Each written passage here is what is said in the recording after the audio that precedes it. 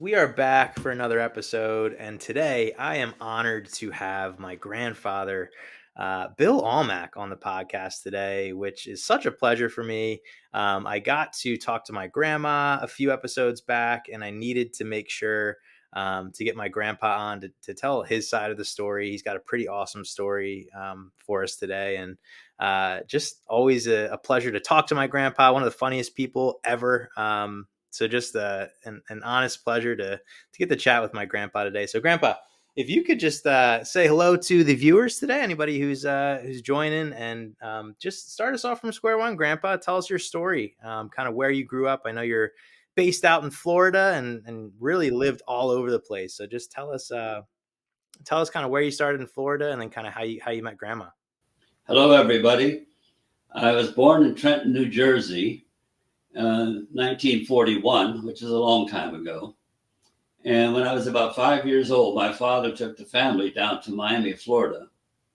And we were there during several hurricanes and so on. And I grew up basically in Miami, Florida. And while I was in high school, I knew that they were going to draft me into the Army, which I did not want to do. So I joined the Navy while I was a junior in high school, and I was in the reserve program. So I served 2 years as a reservist in high school, and then then I went to New London, Connecticut, to submarine school.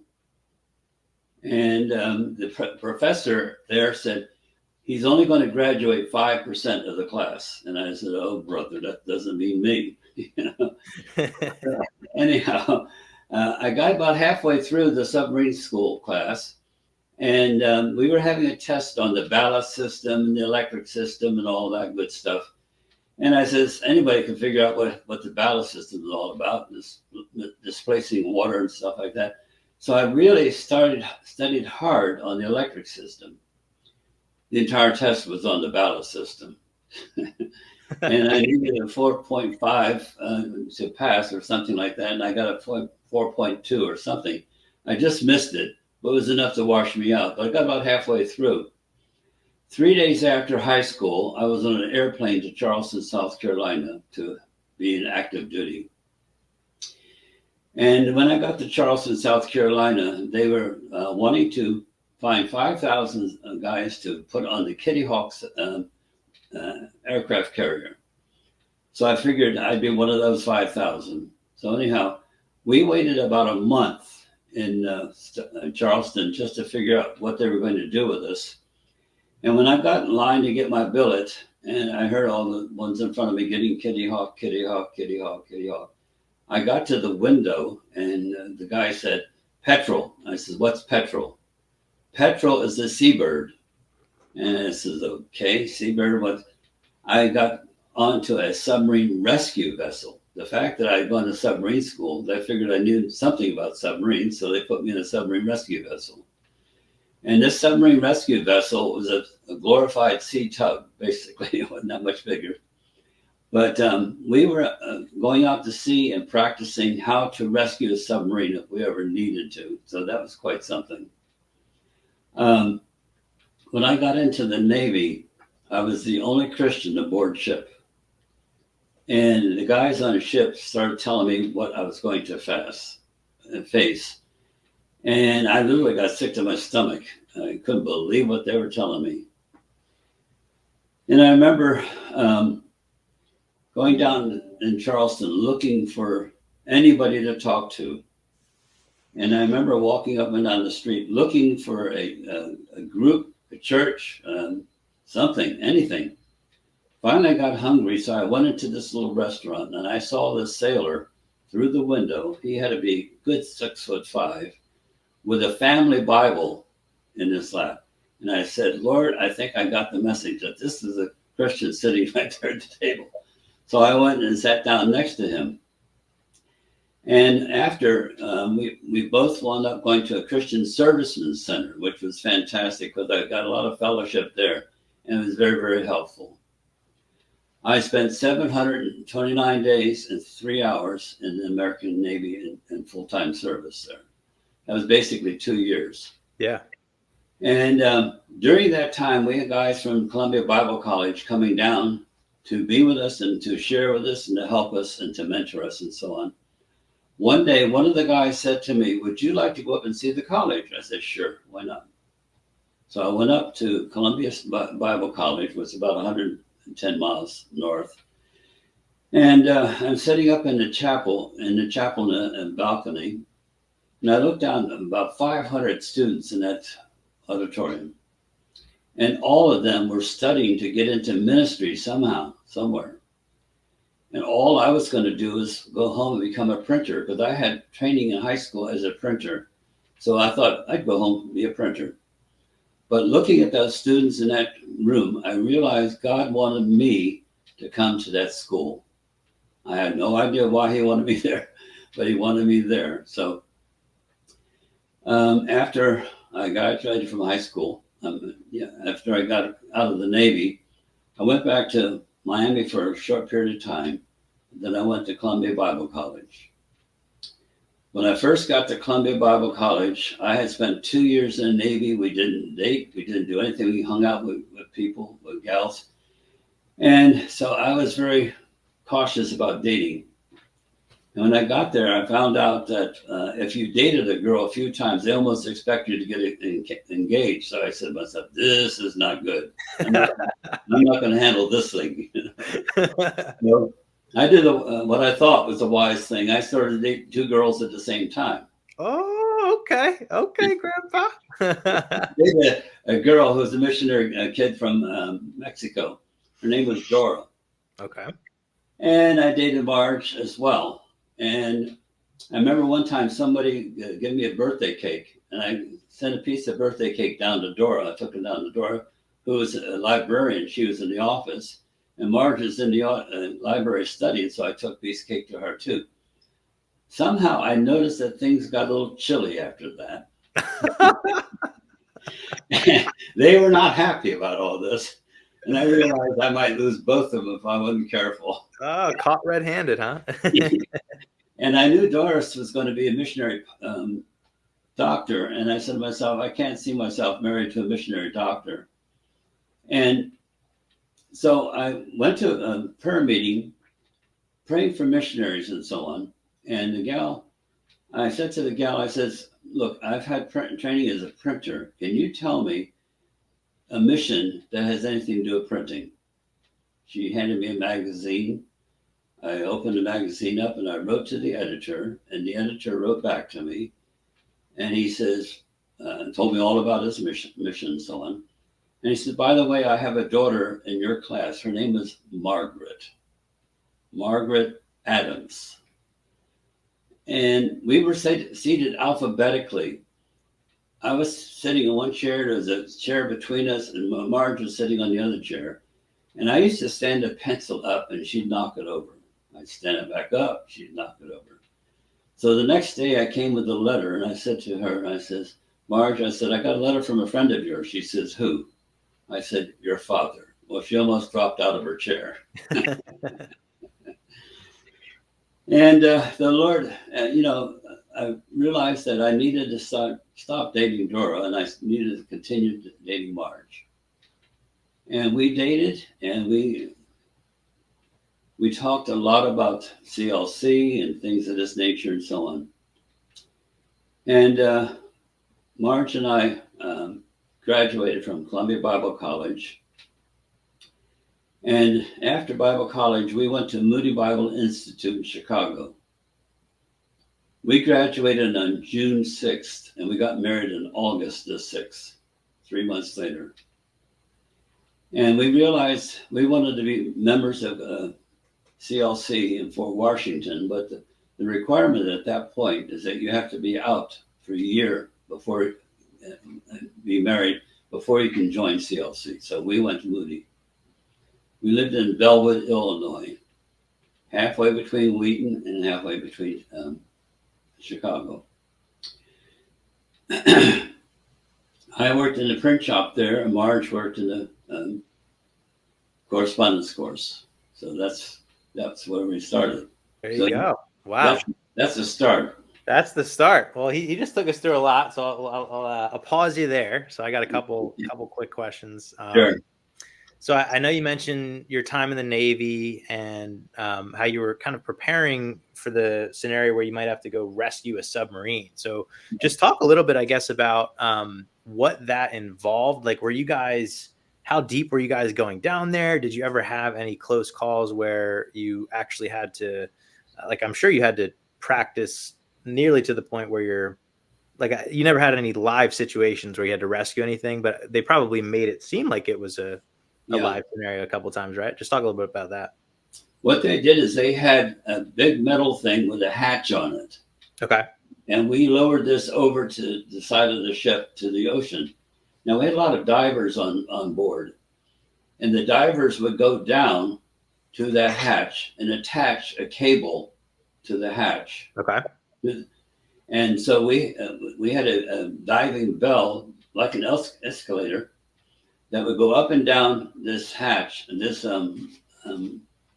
cable. So we would send the diving bell down, attach it to the hatch, open the hatch, get the guys out if there were guys there, put Yeah. them into the bell, and then we bring them back up. So we would rescue them by sending divers down to attach the bell to the hatch. Very cool. Now, And were you a diver or were you on like the no, operational side? Okay. what they call a deck hat. And Deckhand. Okay. yeah, they handed me a mop and said, "Go to So you're just there to help. it." Oh yeah, I was just a seaman. Yeah. There you go. Okay, well, that's awesome. And you said it was interesting that you knew the exact amount of days that you were in the Navy. Like, what is that because you were very ready to get out of the Navy that you were like counting the days one by one, or is that just because it meant a lot to you in that time that and you look back on it and just have that number in your head that that's how many days it was? Well, during the time I was in the Navy, I had gone up into the college and saw the college, and I knew God wanted me to go there. Yep. So at this point, I'm waiting for the day to finally happen when I'm getting out of the Navy. And they tried to get me to reenlist. They Okay. said, "We'll give you $1,500 if you stay." And I said, "I think I want to get out." Yeah. So So you it's, okay. So you hit a certain point where oh you, yeah, you felt the Lord calling you to do something else. yeah. So That's that's I knew how long. Yeah. Yeah. And so you say you were stationed in Miami, so not far away from where you grew up then, right? I was actually stationed in Charleston, South Carolina. Charleston, that's what you said. Okay. So Yeah. yeah, a Yeah. few hours away. You were stationed over in Charleston. Okay. So then like were you able to visit home at times or was it kind of you're away from your family for that entire time? I was away from my family that whole time. Gotcha. My family actually came to visit the ship one time. Oh, When we that's were, cool. our ship was in Fort Lauderdale, Florida at that time. So my whole family came up from Miami to Fort Lauderdale to see me on the ship. There you go. And was a part of you homesick during that time, or did you feel like once you were like getting later into your high school years that you kind of wanted to get out of Miami anyway, so you were looking for a change, and Charleston was that change for you? Well, I grew up in a very broken home. Mom and Yep. dad um, didn't get along well at all. And that's another long story, but I didn't have very much to want to go back to in Miami. Right. Right. So you were more than ready to get out of the house at that point, Oh, which makes a lot of sense. So talk a little bit more about your scenario at the library. So it's funny. It's funny thinking about just my grandpa in college and the early days with my grandma. So um, so it sounds like you got caught red-handed in the library. Talk about sort of how you got caught. I guess you said you were giving food to both of them at the same time. Was yeah. was grandma the one to confront you, or was it No, the neither other one lady? was confronted me. I wasn't caught red-handed, actually. Ah, okay. Somehow the two of them sensed that something was going on. Okay, they just sensed it. You know? Okay. So they started acting sort of cool toward me at that point. That's amazing. And do you think that the fact that you were applying to this place that just so happened to be Marge's father's organization in the end, do you think that that played a role Oh, in yeah. everything going? Yep. Oh just yeah. gonna say that. Yeah. So it's cool how that all worked out. And clearly the Lord was working behind the scenes there for you guys.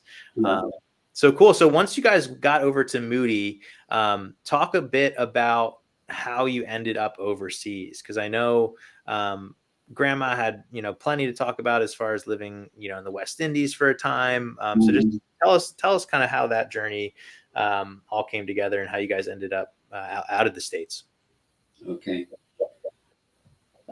Because Marge had a lot of training as a secretary and so on, she knew from an early age when she was but, going to camp and so on that the Lord was calling her to Jamaica to use her gifts there. And her family had a lot of Jamaicans passing through. So she got to love the Jamaicans a lot. And her dad was involved in starting a magazine down there called the Caribbean Challenge. So we knew when we graduated basically that we wanted to join CLC and go to Jamaica. So we were thinking about Jamaica right off. And how long were you guys in Jamaica? We were there for 2.5 years. 2.5 years. Anything was Jamaica I'm trying to remember which area. I think as a kid you told us a story. I think it was a snake or there was some wild animal that like dropped on your car. Was that in Jamaica or is that Oh, yes, that was actually Trinidad. Trinidad? Talk a little bit about that. That's one of the crazier stories. Yeah. Yeah. I'm trying to think of the name of the thing. It was not a gecko, but it was, Oh, like a giant lizard? yeah, it was sort of, yeah. Yeah. It was in a palm tree. Okay. And I had the car parked underneath of it. I was taking groceries out of the car into the house. And I left the front door open so that I can go ahead and get the stuff out of the seat and so on. And I heard a terrible crash, and I looked, and I couldn't believe my eyes. This thing was about 6 foot long. It had gone through the window, had its head down on the brake, and it stunned itself. It was just laying there, and I said to myself, "What am I going to do with this thing?" You know. Anyhow, the neighbors happened to see this, and maybe he heard the crash or something. He came over with a bamboo pole with a loop on it, put the loop on the head, and jerked it and took it back over to his place. They actually cooked the thing and came back and said, "Would you like to taste this?" Well, I was too personally involved with it, but my dear Yeah. wife, sure, you know. But that was one of the strange things that happened there in Trinidad. Yeah. So did grandma end up did she taste it? Oh, I think so. I'll have to ask her what the taste was like. I wonder if it like was awful or if, I guess anything when it's cooked tastes tastes better. But that's great. Any other wild animal stories out there? I think they called it tasted like chicken. Tastes like chicken. Yep, that's hilarious. So Well, no other run-ins with some wild animals. well, I had one while I was in the Navy. Um, Okay. the divers were on a platform and lowered to the bottom of the ocean so they can attach that hook to the hatch and so on. Yep.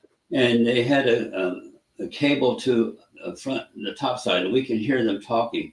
And he says, "Top side, lower a hammer down to the diver." So I did. And then the next thing I know, he says, "Heave around on the descending line." So I'm pulling up this rope and kept on pulling it up, and it got tighter, heavier, and harder. And a turtle about 400 pounds popped up on the surface. This Whoa. huge seagoing turtle. And we were all sort of startled. What are we doing with this turtle? He, Yeah. he had taken the line and put it around this turtle's neck, and we were holding this turtle up. Unfortunately, the turtle got bent on the way up, so it was in bad shape. Ooh. So we took the platform that the diver went down on, put it underneath the turtle, brought the turtle aboard the ship, and turned it upside down. And I didn't know that turtles could sound like hogs when they're squeaking, making all that. Ooh. I had no idea. I didn't know that either. That's interesting. And the thing is, one of the officers shot it in the head and killed it, and then they made turtle soup out of it. Did he just like Did he announce that he's going to do this, or he just pulled out a gun and shot it? I don't remember how they did it, but I just know they shot him. That sounds pretty. I'd be so frightened. I'd be like, "Whoa, dude, what are you doing?" When Oh I got, man, turtle soup. You didn't try the turtle soup, did you? no. When I got to Columbia Bible College, one of the things, I was in an English class, and we were asked to write a paper, and an essay type paper. And I wasn't very observant at that point, and I thought I'd write something theological. So I wrote a paper on why women should have long hair. Okay. Unfortunately, the teacher had short hair. And you didn't do that on purpose? No, I didn't do it on purpose. I just wasn't paying attention. Ah. I think I got a C minus on it and so on. I said, oh dear, I better check and change my way of doing this. So the next paper I wrote was how I saved the US government $3 million. And the way it was dialogue and all sorts of stuff like that. We were on a ship going down to Key West, and I was a lookout on the ship, and I was supposed to report anything in the water that looked suspicious. And I remember saying, sir, there's a tin can up in front of us and it looks fairly suspicious. Sir, that tin can has a glass in the end of it. Sir, I think it's periscope. And the captain at that point, stop all engines, back forward. And as soon as we backed up, this huge submarine popped up in front of us. Wow. Now, if I hadn't said anything, we might have run over the stupid thing. Yeah. So I saved the U.S. government $3 million, so we didn't have to run over that submarine. Was that pretty common? That was the radar, I guess, not picking up that there was a submarine there? I'm not sure what it was picking up. But we were just, they may have known it was in the area, but they didn't realize how close we were. Wow, that's incredible. I got an A+ on that one. Yeah, my goodness. So did you get like an instant promotion at that point, or just kind of a big thank you? I just learned my lesson. You don't mess around with a lady's hair. Yeah, you got an A on that paper. I meant in the Navy. So is that a made up story, or that's a real story, right? Yeah. Yeah. So did you get a promotion for finding that? No. All he says is, oh, back to work, Almack. Oh wow. Oh my goodness. I'm sure they were thankful for that. They're probably just like, how did we not catch that ourselves? Yeah, exactly. Unbelievable. Wow, that's incredible. Yeah, I'm sure you got an A+ on that paper. That's quite the story there. So Jamaica, this is pre my dad. My dad had been born at this point by the time you guys are in Jamaica. Is my dad around at this point? Your dad had just been born, and we had taken him down. Jim hadn't been born yet. Okay. And do you remember all the way? Do you remember what it was like when you knew that my dad was coming? Do you because that's right around when I just had my first son, so I'm just like, do you remember kind of what you were feeling when you were having your first child? I remember his grandparents, Marge's dad. Yeah. When we brought the baby home, he ran down the hill, Aww. run over to the apartment where we were. He could not wait to see his grandson. Yep. He only had 6 years himself, and so we were thrilled that he now had a young child, a boy child in his family. Unbelievable. And do you remember? Were you like, I really want a boy, I want a girl, or just kind of either one? At that point, I don't know if we actually thought that way. Maybe Marge did, but I helped deliver the baby. Okay. There you go. I'm sitting next to Marge, sitting on a chair next to her while they're delivering the baby. They handed me the cord, and I said, "What am I supposed to do with this?" Yeah, I know exactly what you mean. Yeah, when I did mine, the head nurse guy or the head doctor was basically joking with me. He's like, "Are you the mayor of a town?" He's like, "You cut that like it was a ribbon cutting ceremony," because I used 2 hands. He was giving me a hard time, but yeah, you'll never forget those moments. No. That's pretty amazing. So do you miss living in the Caribbean? Do you miss the warmer weather? I guess down in South Carolina it's pretty warm. Do you prefer living in a place like Pennsylvania, which you guys ended up coming to, or do you like that sort of more coastal climate? What's your preferred destination there? In 2005, we moved here. And before we moved, I went to your father and I said, Dave, I says, I want to give you this snow shovel. I will not be needing it in South Carolina. Yep. Yep. I've had enough snow for a long time. And people ask me if I miss the snow and so on. I says, I prefer snow on TV rather than actual snow. Yep. Yep. I Mark, think. my sweetheart, loves snow. She misses it. I do not. Yep. I think after you shovel enough driveways at a certain point, you're like, oh my goodness. And especially when, like in my dad's case, when he was running the bookstore and you guys had businesses and things to run. So it's like, one day of customers not coming in just because of snow is a huge deal. So I remember my dad always stressing out if there was going to be snow, just from the bookstore perspective, just because there weren't going to be any customers coming in. But yeah, it's interesting that, because I could see myself moving to a warmer place at some point. I did. I think I talked with grandma too about how there's something nice about the seasons. You get to enjoy. It makes you appreciate the warm weather for sure. Is there anything that you miss about Pennsylvania? I love visiting Pennsylvania. Yep. And I love the people there on the hill. We actually get in contact with them every Thursday morning.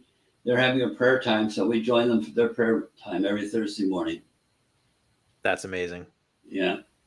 I remember traveling off the hill in Fort Washington when it was snowing and there was ice. I hated traveling on ice. Yep.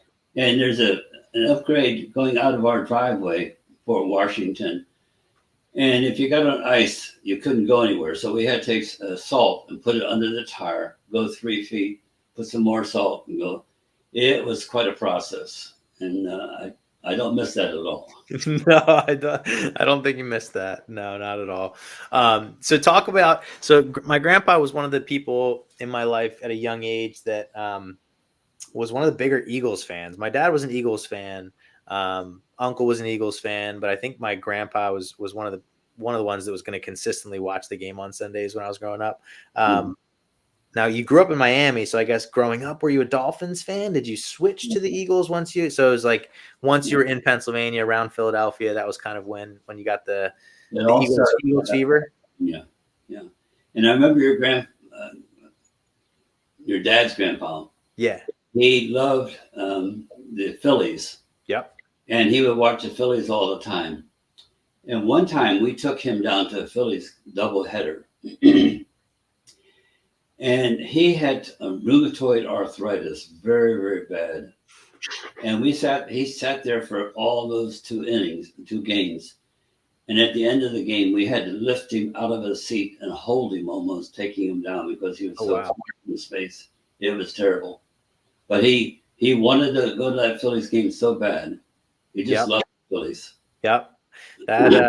That describes the diehard Philadelphia fan right there. Yeah. You're going to make it to the game no matter what. So yeah, I think my grandpa always at a young age had his Eagles gear on and watching the games with us. And the cool thing about the way that I grew up and the way that CLC worked back then was just the community aspect. So my grandparents lived in the same exact neighborhood essentially as my brother and my parents. So, got to spend plenty of time over at my grandma and grandpa's house, and definitely, appreciate all the times you guys watched us when we were little and being rambunctious. And my grandpa was driving us all over the place, always kind of, making sure to keep up with our sports games when he was living in Pennsylvania, which is great. And it's been cool that you've been able to do that for our cousins in South Carolina now. It's awesome. So how many grandchildren do you have at this point, Grandpa? Talk about that and talk about what it's like to be a grandpa. We have 13 grandkids. 13. Yeah. And we have 2 great grandchildren. One of them is your son. That's right.